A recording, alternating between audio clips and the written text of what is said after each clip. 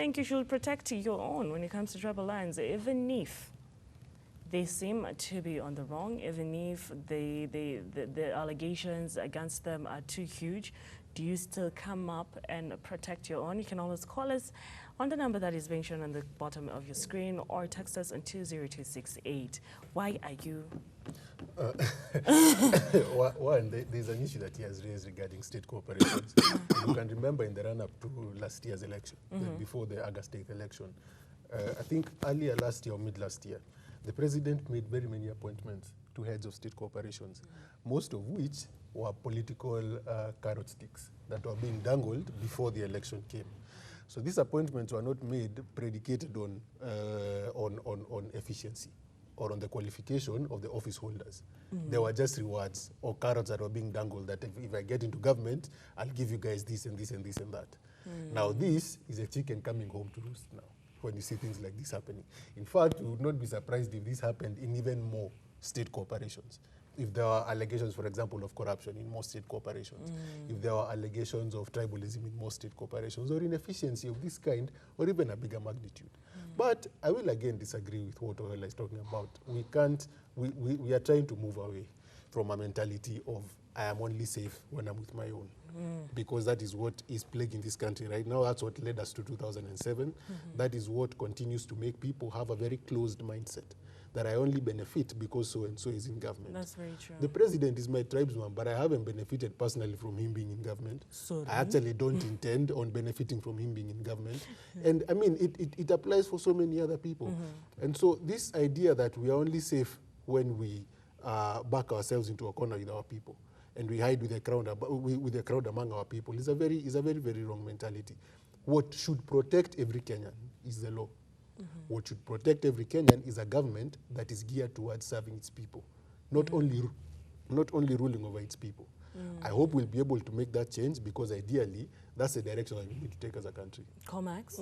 The same thinking of the rationalized desegregation made us to reach where we are in terms of the Mao. Because in most cases, you will realize that the critical thinking of now the leaders we have, they no longer serve the interest of the common man. They serve their own interest in terms of greed, in terms of power play, and nobody cares about this common man that they actually draw their taxes from. So you ask yourself, when now, we get to the level of, a Kenyatta National Hospital, now we narrow down it in terms of now the two tribes fighting for the power here. First of all, what are the qualifications of the CEO? Is it on the medical field so that at least she will understand almost everything within that given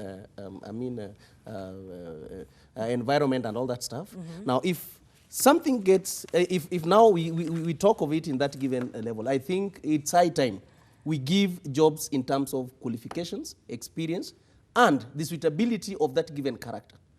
But to this level whereby we just reward, just in the name of we need a face. Face does not serve. It is about leadership and efficiency in terms of what we are going to get to these people. All right, yes, Oyala. I hope we are also aware that a national bank is closing almost 85 of its branches. Yes, we are. I hope we are also aware. And we are also aware that there are many sugarcane factories that others are just on their deathbed. Yes, we are. Plus a host of other state corporations. And that is what I wanted us to just don't look at KNH as a singular entity which has a problem. It is spread across. You see, the biggest problem that we've also had as a country, especially in the thinking of the population, is that in most times we have not been able to get it right because we live in dreams. We try to mix politics with faith. Politics is not a faith-based movement. Politics is a game of interests. Who gets what, when, and how? That is how David Easton defined it, right? Hey, who gets what, when, and how? So when these people ask, these people from Rift Valley ask, now, who gets what?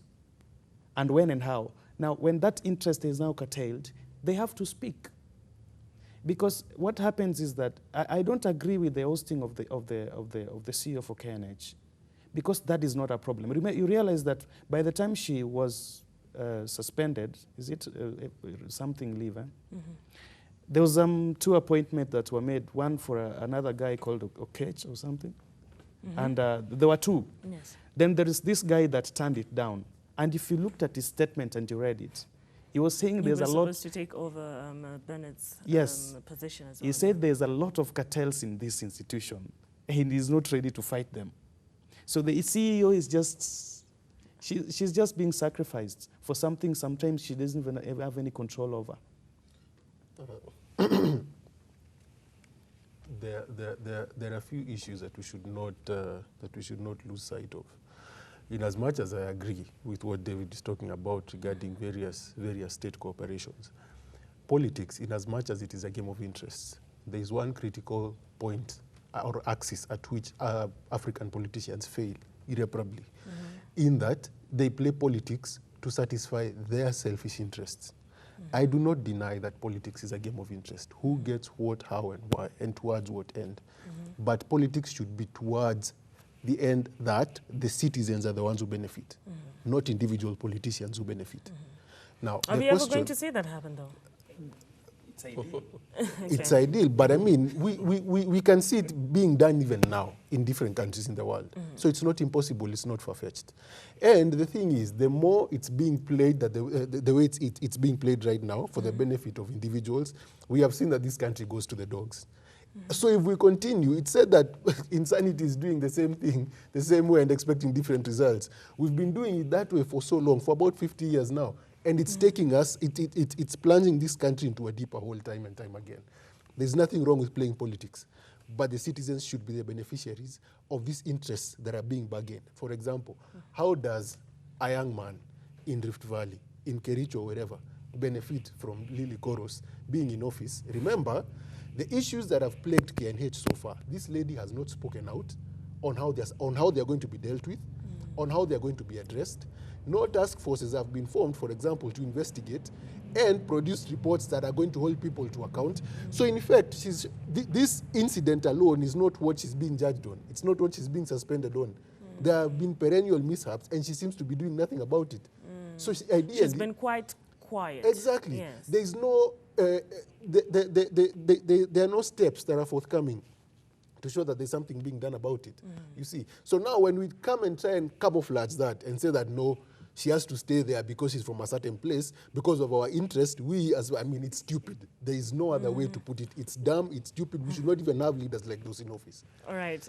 You know, first of all, Kenya, we are very good at postponing problems. Yeah. And we never solve any problem. And that is why you will realize that when there is a problem in Kenyatta, we only hype it within the national media houses. We discuss it within 2 days. We forget about it. We wait for another crisis to come. We follow it very fast. We leave it at that stage. And nobody will always be investigated, prosecuted. And then we get into the level whereby we know the cause of the problems. So how do you want to convince a common person that Kenyatta Hospital is safe for you?